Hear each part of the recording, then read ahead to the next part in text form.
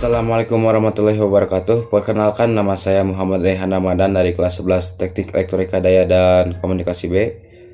Di sini saya akan menjelaskan tentang propagasi gelombang. Apa itu propagasi gelombang? Jadi propagasi gelombang adalah perambatan gelombang pada media.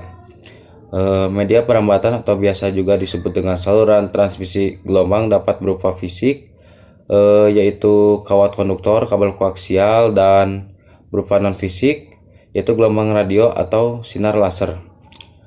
Jenis-jenis propagasi gelombang ada 3, diantaranya sebagai berikut. Yang ke-1 ada gelombang tanah atau ground wave, dan yang kedua ada gelombang ionosfer, dan yang ketiga ada gelombang troposfer. Di sini saya akan menjelaskan tentang gelombang tanah atau disebut juga dengan ground wave. Jadi gelombang tanah atau ground wave adalah gelombang radio yang berpropagasi di sepanjang permukiman bumi atau tanah. Gelombang ini sering disebut dengan gelombang permukaan atau disebut juga dengan surface wave. Untuk berkomunikasi dengan menggunakan media gelombang tanah, maka gelombang harus terpolarisasi secara vertikal.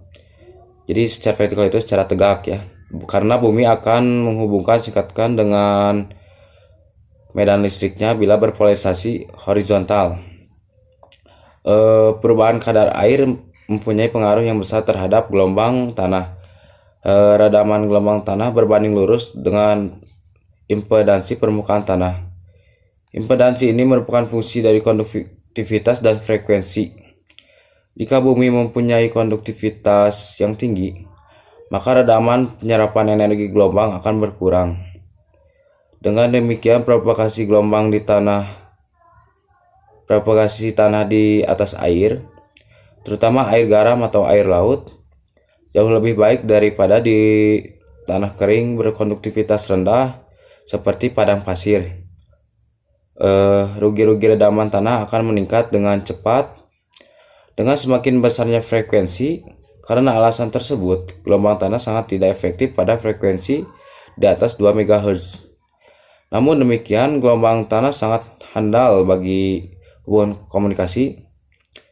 Penerimaan gelombang tidak terpengaruh oleh perubahan harian maupun musiman, sebagaimana yang terjadi pada gelombang langit atau disebut juga dengan gelombang ionosfer.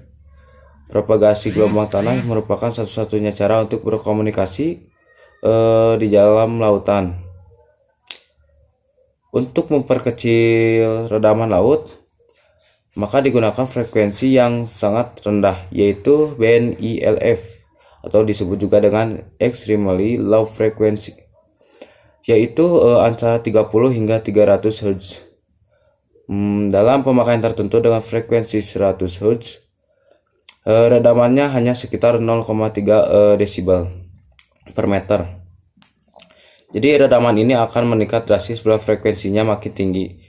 Misalnya pada 1 GHz, redamannya menjadi 1000 desibel per meter.